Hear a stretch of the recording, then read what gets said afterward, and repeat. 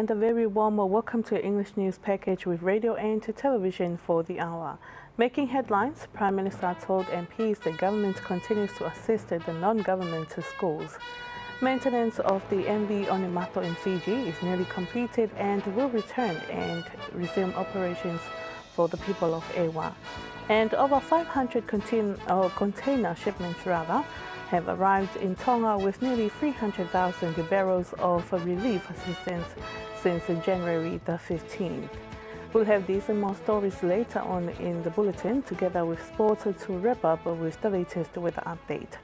Now with the news in details. The Prime Minister, who's also the Education Minister, clarified during deliberations in the Whole House Committee that the current government continues to assist the non-government schools. Mark Ake with the details.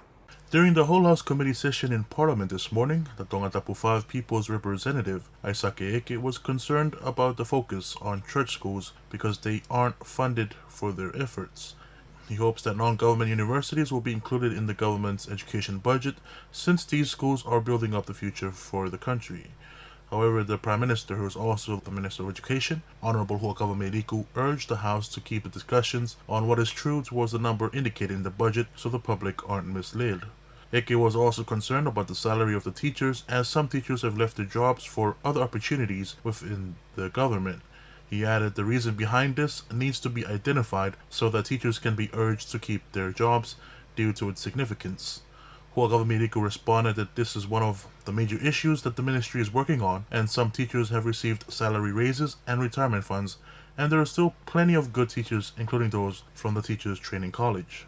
Other education issues were also discussed, including the need to strengthen the relationship between teachers and parents when it comes to teaching their kids at home.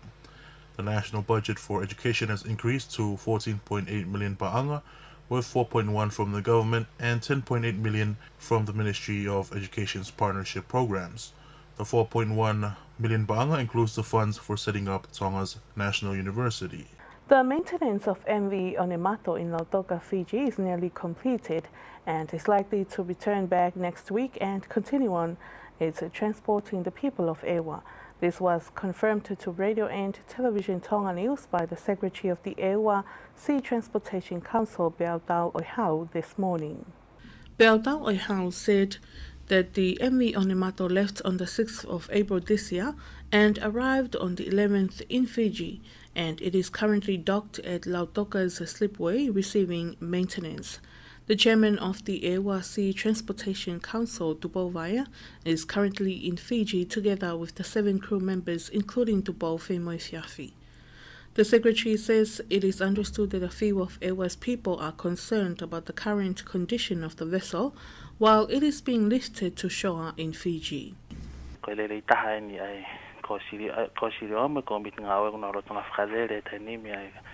The Council and the Ewa's Committee is doing their best with the operations of the vessels. The truth of this, it has been 3 years and MV Onimato has not yet been lifted to shore, and there are lots of problems with this vessel that need to be repaired. We hope to repair the vessel 100% to ensure it is safe for the people of Ewa to use when traveling.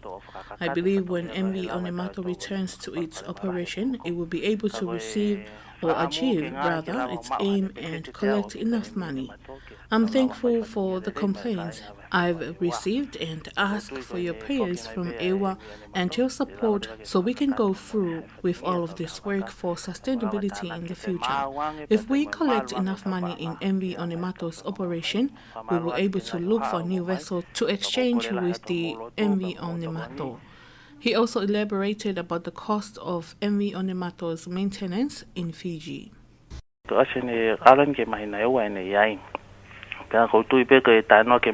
has been 2 months while the vessel is being repaired on Lautoka, Fiji. We had an agreement with Lautoka's slipway that the cost of the vessel's maintenance was worth 170,000 pa'anga for the lifting of the vessel to shore. At the same time, we are currently working to complete the expenses as we have paid 80% of it. I know the cost will more than 170,000 pa'anga, including other requirements from the slipway, but it will be more than 100,000 or 200,000 pa'anga. The MV Maui and other vessels of Tauwha Ramsey's company are traveling between Tongatapu and Ewa with passengers and cargo at the moment. Though MV Maui only travels once a week, which is Saturday only, and it doesn't achieve Ewa's supplies and requirements. Vava'o number 2 Nobles representative Lord Tulakepa continues today as the acting chairman of the Whole House Committee as members continue to deliberate on the estimated budget for 2022-2023. Lord Tulakepa was appointed yesterday, June the 8th, as the acting chairman of the Whole House Committee to lead the deliberation after the 2022-2023 Appropriation Bill 2022 and other agendas were referred to the Whole House Committee. The Speaker of Parliament, Lord Fafanua, was pleased about Lord Tulakepa's performance yesterday, and he will be the chairman until further review tomorrow if there will be anyone for the position, or he will continue on. Lord Tulakepa is the former Minister for Agriculture. The government is planning to increase the 2022-2023 national budget according to the nation's economy, as government expenditure is expected to rise in the next 2 years to meet the challenges the country will meet. This is according to the Minister of Finance, Honourable Tafu Moyaki, during today's parliamentary deliberations. It is understood that Tonga has faced many difficulties, and the aim is to lessen the burden on the people following the January 15th devastation and COVID-19 pandemic. Many families are affected by these obstacles, and poverty needs to be decreased even though Tonga hasn't reached extreme rates of poverty.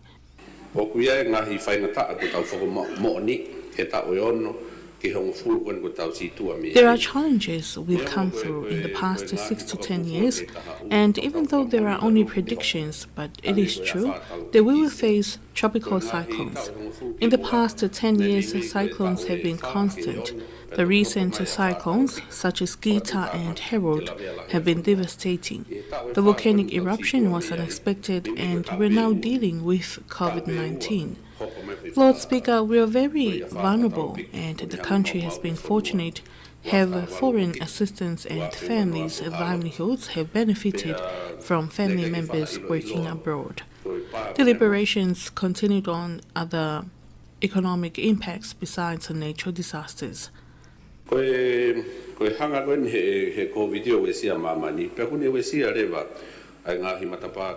COVID-19 has really impacted the country, especially the tourism sector. There are diplomatic disputes, if I may say, that impacts global trade, especially exported goods. Lord Speaker, bear in mind that oil is the most affected product, especially from countries who produce and distribute oil, and when it reaches Tonga, you'll notice the prices keep increasing. Speaker, despite that we need to also bring in more imported food items, prices will also increase, and if families don't receive their income, they will have trouble meeting their daily needs. Because of these challenges, the government is planning to increase the 2022-2023 national budget to $500 million or 573.1 million pa'anga.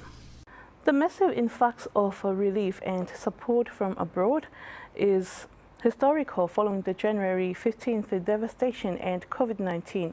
The Ministry of Revenue and Customs records show that Tonga has received almost 300,000 barrels of relief assistance from the first week of February until this week. Waifonoto Paula tells you more. These barrels were stored in over 500 container shipments and are worth 15 million pa'anga. The CEO of the Ministry of Revenue and Customs, Kelemete Vahe, said the government sacrificed 2 million pa'anga to make this possible.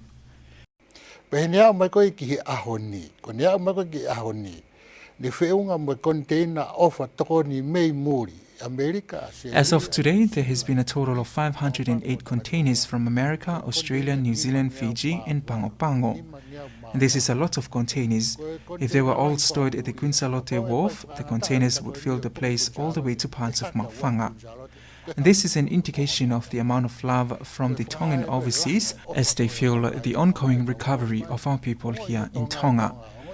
These shipments have given us 20 to 30,000 barrels of assistance. There were boxes of relief too, but there were so many barrels which mostly contained food and emergency kits.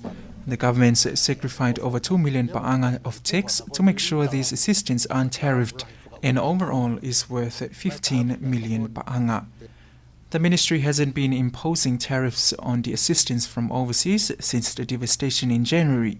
However, they will begin imposing tariffs again on the 30th of this month. Kelemete Vahe urges people who wish to assist Tonga to get their shipments underway before the 30th of June. And this does not apply to other assistance such as building supplies, hygienic equipment, ships and boats and others. They will be tariffed in December.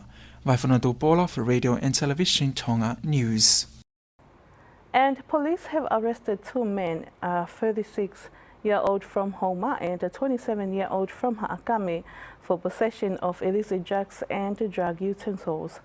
The arrests were made on Monday just before midnight during a routine police vehicle stop on Liko Road at Homa. Both the suspects' vehicles were stopped and searched, where 2 packs of 0.52 grams of cannabis and a drug utensil were found. The accused are remanded in police custody and will appear in court tomorrow. Meanwhile, the Drug Enforcement Task Force Commander, the Acting Deputy Commissioner Tongatapa, urges the public to assist police in keeping the communities safe and protected from dangerous illicit drugs by reporting activities related to the distribution of illicit drugs to the police. That's our local news with Radio and Television Tonga News for the hour with Tonga Development Bank. Tonga Development Bank does not charge you levy for using its currency exchange or DD services. Sports is up next with Mark Ake, and it is currently sponsored by Pacific Timber and Hardware.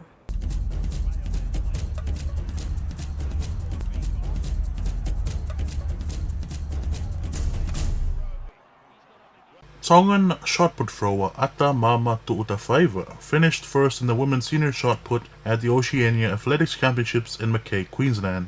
Tu'utafaiva recorded a best put of 16.29 meters, a meter further from Australia's Levante Suemai. The 25-year-old also won gold at the 2019 Oceania Championships and competed in the 2018 Commonwealth Games. There to support Tu'utafaiva and her team was two-time Olympic champion Dame Valerie Adams. Tu'utafaiva is 25 years old and hails from Ha'awhiwa. She captained the Gulf O women's rugby team last year. After her victory, she took to Facebook to credit the Lord for blessing her with her talent. She extended her gratitude to the CEO of the Tarita Project, Vanessa Hereta, for covering her expenses during her time at the events. The Tarita Project expressed their happiness with Tu'utafaiva's achievement and their support for other athletes who represented Tonga in the competition, such as Ronald Fotofili, Shone Taufelungaki, Piuleni Latu, Nehumi Tuihalamaka, and their coach, Siweni Filimone. Once the Oceania Athletics Championships conclude, the team will travel to the Northern Mariana Islands for the Pacific Mini-Games on the 17th of this month. Afterwards, they will travel to England for the Birmingham Commonwealth Games on the 28th of this month. Tu'utafaiva is the sole shot putter for Tonga at the Oceania Athletics Championships, while the rest of the team compete in the 100, 400, and 800 meter races, as well as the long jump.